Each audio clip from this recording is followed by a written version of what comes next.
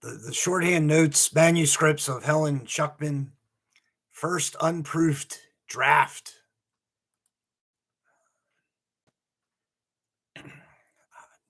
T1 B11 in Helen's notes. So this is the first automatic writing by Helen Schucman of A Course in Miracles. So here, this is part of the book. A Course in Miracles, right here. Maybe. If you want me to, I will, in quotes. Please add, quote, and if you don't want me to, I won't, unquote. This is the right use of inhibition.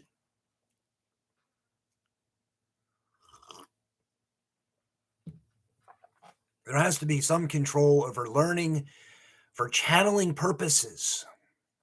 Remember, retroactive inhibition, which should be easy enough for you. Sometimes the new learning is the more important and has to inhibit the old. It's a form of correction. There's a couple of footnotes. A child research unit Helen was consultant to. You are has channelizing, which may be what was intended, but the handwriting doesn't really support that interpretation. Prayer is the medium of miracles. Prayer is the natural communication between the created, crossed out with the, and the creator. Through prayer, love is received, and through miracles, love is expressed. Well, that last paragraph is part of the book. I believe not so much the earlier writing here. If you want me to, I will. Please add. And if you don't want me to, I won't. This is the right use of inhibition. There has to be some control over learning for channeling purposes. It's not book material. I'm thinking about, in ACIM itself, A Course in Miracles, ACIM. You are responsible for your thoughts. That's a sentence, more or less verbatim in A Course in Miracles. No mind wandering in terms of thinking about things that are not right for you, thinking about things that bring any of those negative emotions, guilt, doubt, shame, remorse, anxiety, fear, etc., etc. No mind wandering. That is definitely mentioned a couple times, at least in A Course in Miracles. All thought should be unified in the sense of, holy, joyous, conflict-free, deep sense of peace at all times, every moment, moment to moment. That's what real Jesus-like God consciousness is. That's what real enlightenment is. So I'll just say that about what ACIM says, but that information will be coming up in here in the notes. This notes of Helen Schucman's is the entire text of ACIM. There are various parts to ACIM, the text being one of them.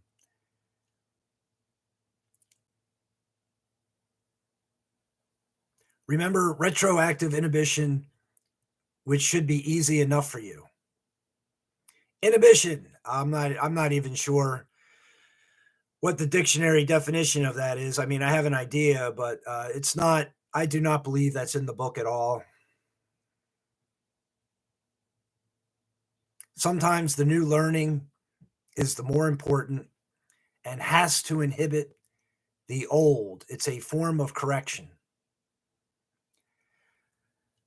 Again, that's not in the book, but the whole idea of new learning, mind training, I mean, that's what ACIM is for, is to for people, who approach this book, they start to read this book with the typical ego mentality that's talked about in ACIM, and transforming that ego mentality energy, mindal energy, into godlike mindal energy, Jesus-like mindal energy, perfect mindal energy in terms of perfect peace, perfect joy, tenderness, love, care, consideration, none of those negative emotions ever, moment to moment. So sometimes the new learning is more important and has to inhibit the old. Uh, ACIM is a book about mind training, mind strengthening, I would say, in terms of, I believe there are sentences that talk about mind strengthening. For me, that's the idea, that I want one very strong, powerful God thought at a time, not a bunch of little meaningless ego thoughts about all sorts of things. One strong thought, moment to moment, is the goal. I would say I could find sentences in ACIM that maybe say that somewhat, but it's a form of correction. A Course in Miracles certainly is a form of correction in terms of letting go of the ego mind, not having any ego mind in terms of those negative emotions, thought, word, or action, doubt, fear, remorse, anxiety, shame, etc., loneliness, worry, all of them, upset, the merest frown, the slightest care, etc., etc. None of those types of emotions should ever be present, from thought, word, or action. And so ACIM is talking about these ideas, and it certainly is a form of correction, undoing the ego mind and allowing the God mind to be present is certainly in the book. A major idea in the book is anyone already has the God mind in their mind. It's already there in terms of a Jesus-like mind. It's already there. It's just that there are blocks to its full awareness in terms of the ego mind, of pettiness, resentment, anger, any of it. And in any of those negative emotions, any of it is a block to the awareness of the full and complete God mind, of a phenomenal sense of tranquility, peace, joy, strength, goodness, tenderness, love, etc., etc. That's the only thing that's ever supposed to be present in terms of the mind, and that mind is already in your mind. My mind already has it. Also, every mind already has the God mind in it, but it's blocked by the ego mind. In terms of what the ego mind is, pettiness, resentment, anger, etc., etc. That's what the ego mind is. Prayer is the medium of miracles. Prayer is the natural communication between the created and the creator.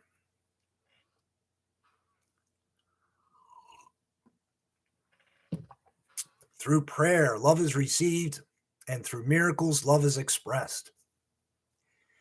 Well, that's very likely in the text in ACIM. There is also a section of ACIM called the Song of Prayer, which discusses prayer a lot. Prayer is always for yourself.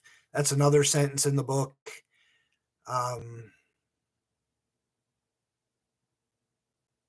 I don't utilize prayer. I see no reason for it. I'll just say in general for myself. God knows everything about you, me, everyone, everything at all times, and how to go about the betterment of everyone, or the correction of everyone, or the bringing the God mind to every person alive. God knows how to go about. God knows how to go about that. So prayer, to me, is meaningless. Jesus of Nazareth did pray, so there is definitely information in other books besides A Course in Miracles about Jesus did utilize prayer. I do not. I have. I don't do anything with prayer, but I will try to discuss it in ACIM terms.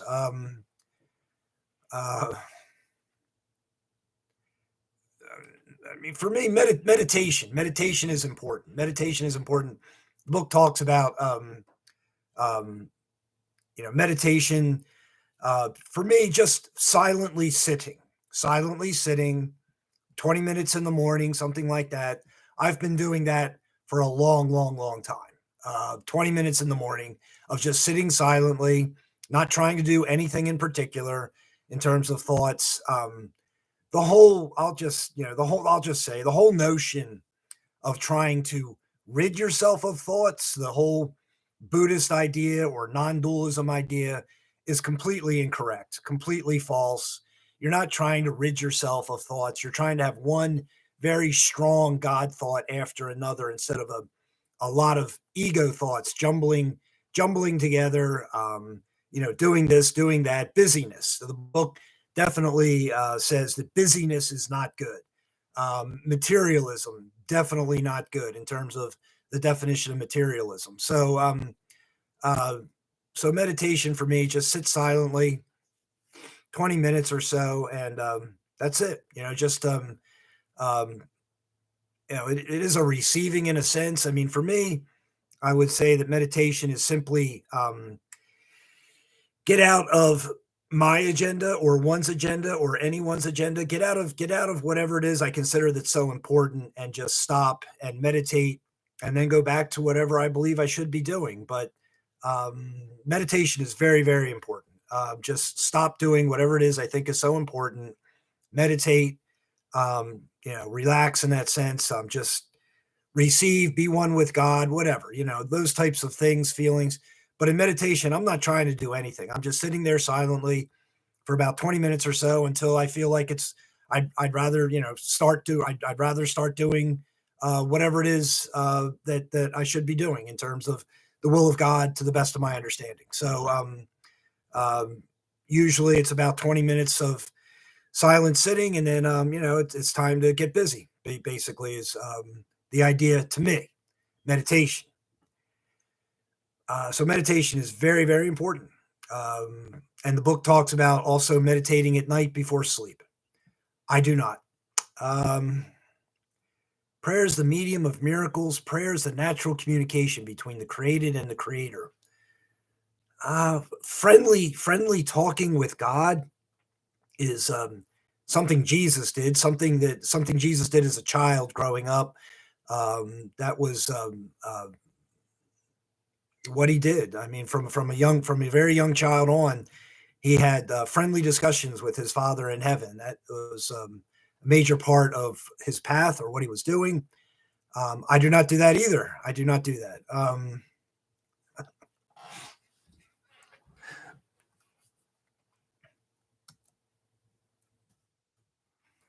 I blinked off and on.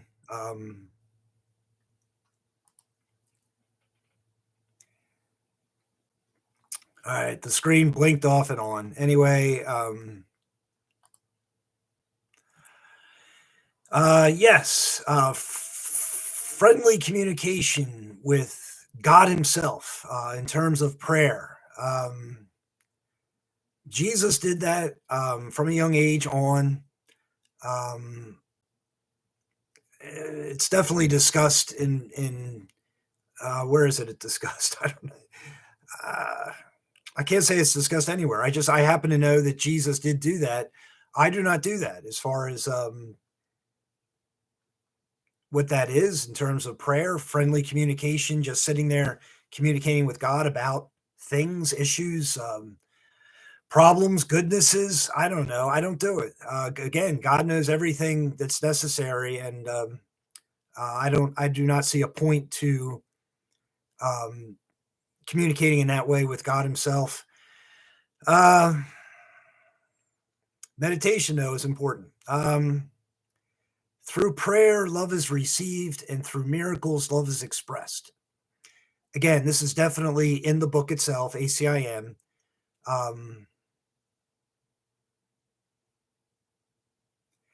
Love has to be grown. That I can say for absolute certain. Love, an intense feeling of deep affection for others, for myself, for God, everyone having a deep, an intense feeling of deep affection. Love, an intense feeling of deep affection for myself, for others, for everyone at all times, for God. That is very, very important and has to be grown. It has to do with fondness and liking and other ideas like that. and not just the ideas and the definition of words, but the actual living of these types of ideas. Respect, warm approval, I believe, is a definition for admiration. That should be done for and with everyone at all times. God, others, yourself, myself, like all at all times. Everything about love should be lived, and has to be grown to be fully lived. Um, and I would say it's logical that if love grows to a phenomenal degree, an intense feeling of deep affection for everyone and everything in every way in God's will, then that type of love would crowd out all thoughts of error, all actions, activities of error would be crowded out. Just wouldn't be done, wouldn't be thought of, and wouldn't be done because love within someone would be so great. This is definitely the love that Jesus of Nazareth had in his public mission. In his public mission, if not earlier, but definitely in his public mission, Jesus had that type of love in terms of himself, others, all people, God himself. That's the type of love that Jesus had. And so the goal is to not even be able to think anything that would be incorrect for someone, that would bring any of those negative emotions: guilt, doubt, shame, remorse, anxiety, fear, any of it. None of it. None of it should ever be present. So that's the type of love that has to be grown. So through prayer. So, and of course, you have the sentence, God is love, So uh, that's who God is. God is love at all times. And so an intense feeling of deep affection and everything that those ideas mean, fully lived, um, is how everyone should be, and that's how God is. And God is trying to extend himself as every human being alive. And so God is attempting to extend himself in terms of everyone living in a phenomenal state of love, intense feeling of deep affection at all times, and everything that means.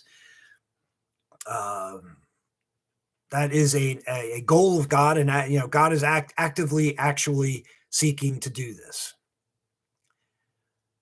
with everyone. Through prayer, love is received, and through miracles, love is expressed.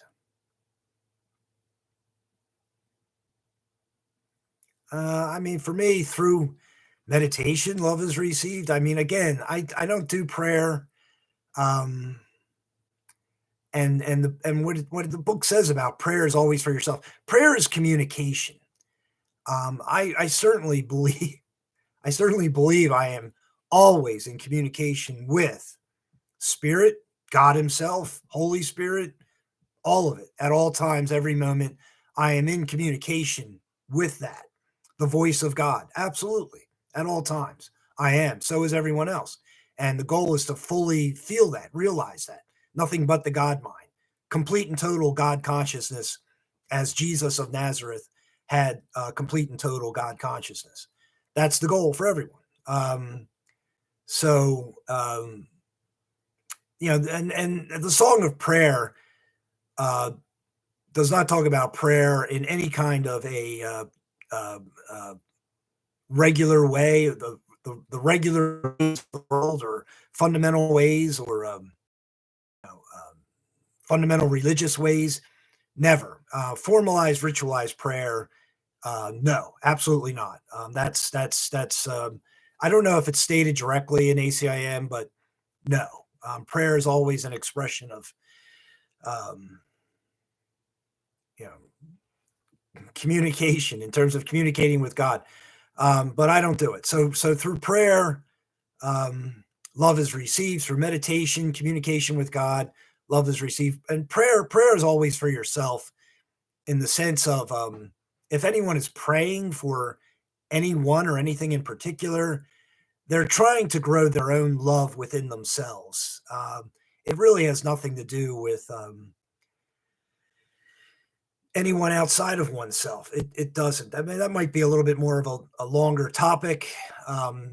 Certainly, after the text here, I would go through the manual and the supplements and the Song of Prayer and the workbook. So I mean, the idea and the topic will come up again as I do these talks. But you know, through prayer, love is received. Meditation for me, love is received, and through miracles, love is expressed.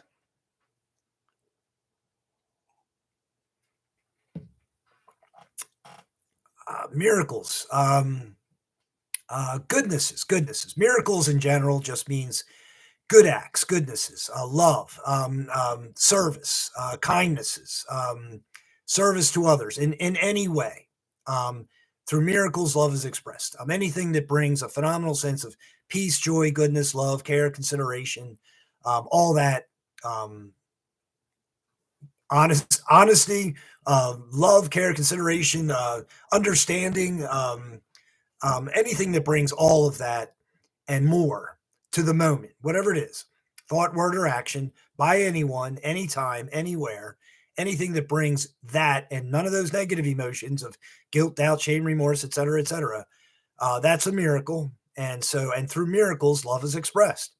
Um, uh, Now, you could also talk about actual physical miracles, such as the actual physical miracles of Jesus of Nazareth, who raised Lazarus from the dead and healed many of their afflictions and turned water into wine and you know many other miracles that Jesus actually did.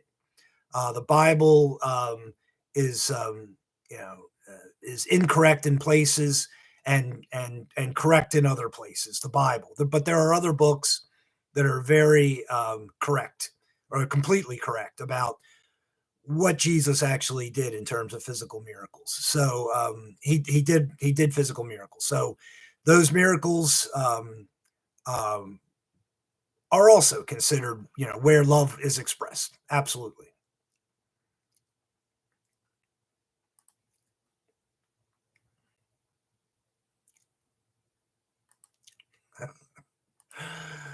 Okay, so it looks like just a real note by Helen. Like Helen's writing this.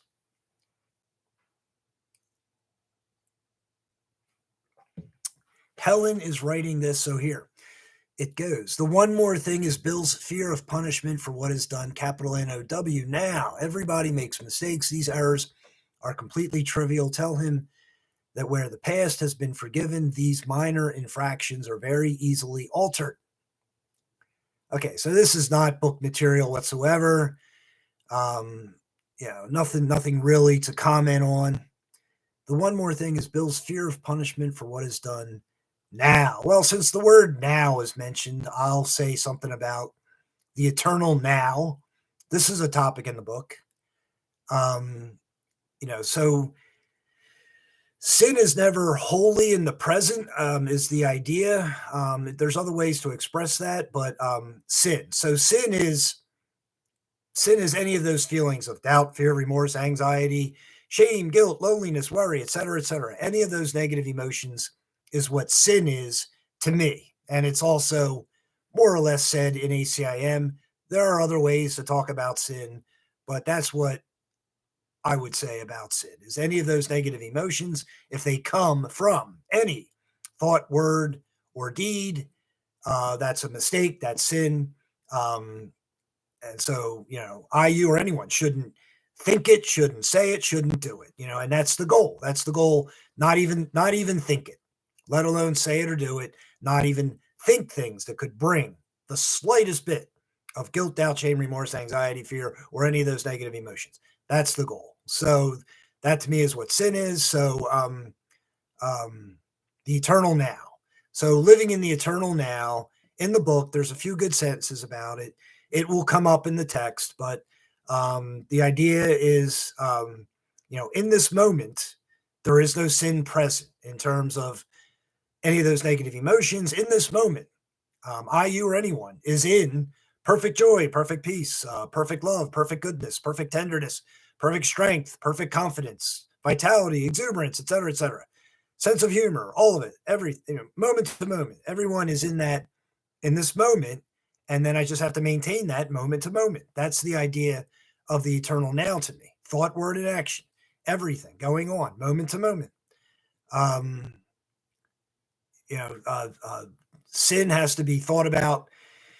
A regret from the past, or sin has to be thought about as something in the future with anxiety. If there's any anxiety connected to doing anything, don't do it. No anxiety, zero doubt. If there's any doubt or anxiety connected with thinking about doing something, do not do it. That is a period. That's like, period. Like, do not do it, period. Like any anxiety or doubt about anything into the next moment, do not do it. That is the teaching in ACIM to me, and that's how sin is eliminated. If I'm willing to not do anything that has any anxiety connected to it. I'm trying to recall some specific sentences that speak along these lines, but they'll be coming up. But infinite patience is absolutely necessary.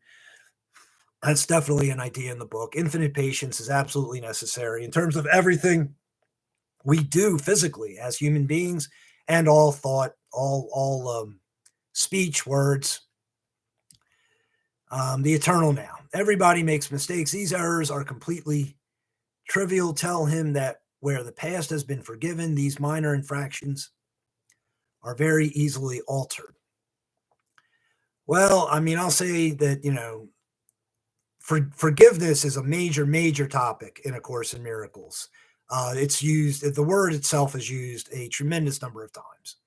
Jesus himself said in the prayer, the Lord's Prayer, forgive us our trespasses, that we may, forgive us our trespasses,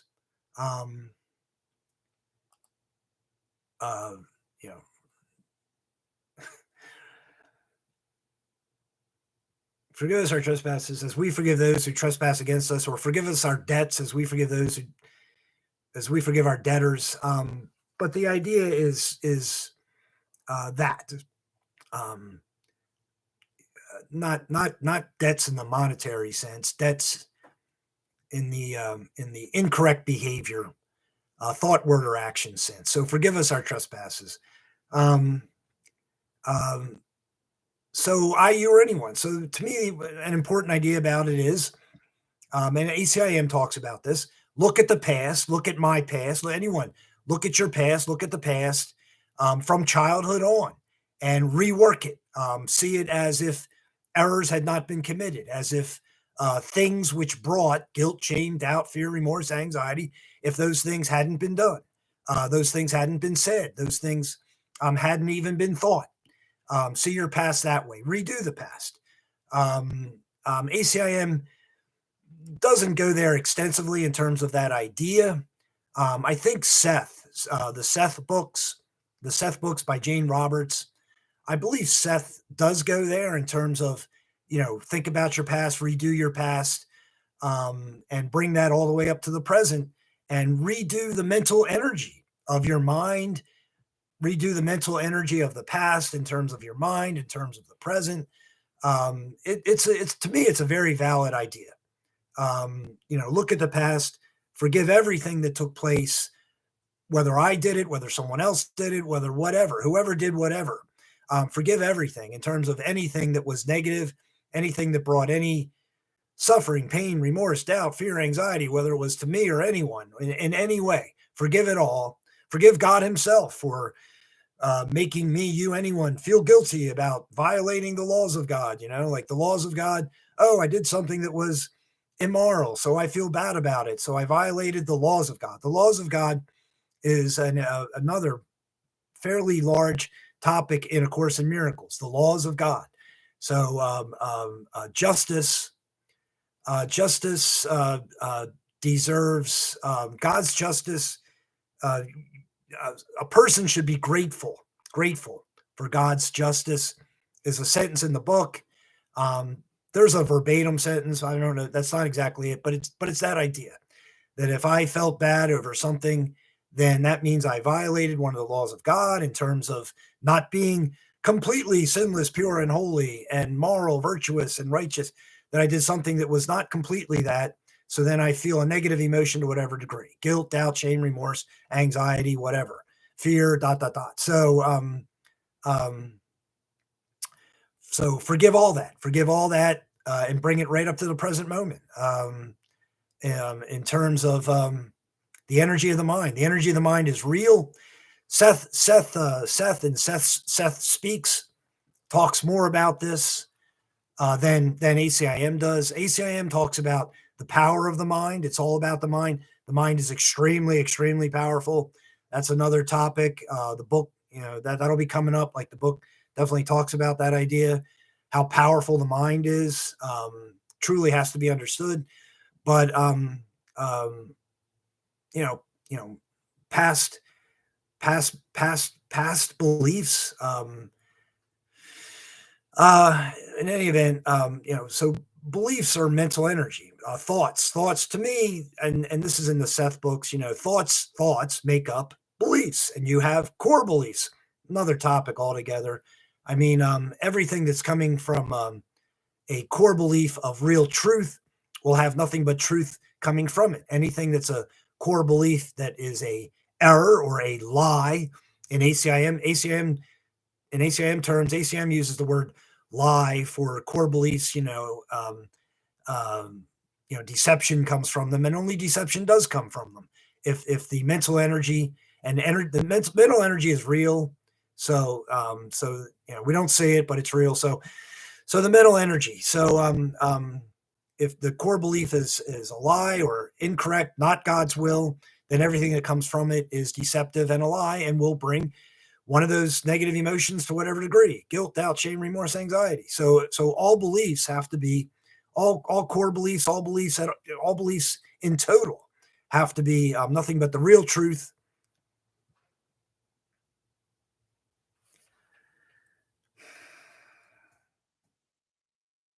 In terms of God's will, blinked off and on again.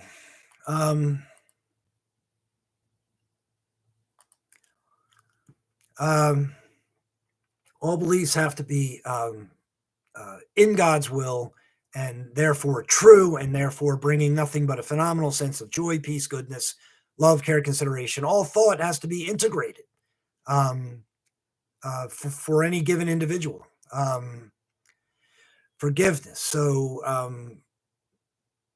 ACIM pretty much says, utilize forgiveness in the present, and just forget about the past. Let go of the past. That would be the main things ACIM says. Although it does say, take a look at the ego, and don't live in ego ways. I'll just say it like that. This is, that's paraphrasing ideas in ACIM, but that's one thing I would say about it. But complete forgiveness in the present, in the past, especially in the present. I mean, complete forgiveness in the present is certainly very, very, very important. That's what ACIM talks about mostly as we go about our moments. Total forgiveness, moment to moment, as we go through our moments, in terms of anything that needs forgiveness, anything that has any doubt, fear, remorse, anxiety, concern, anger, resentment, any of it has to go completely, 100%.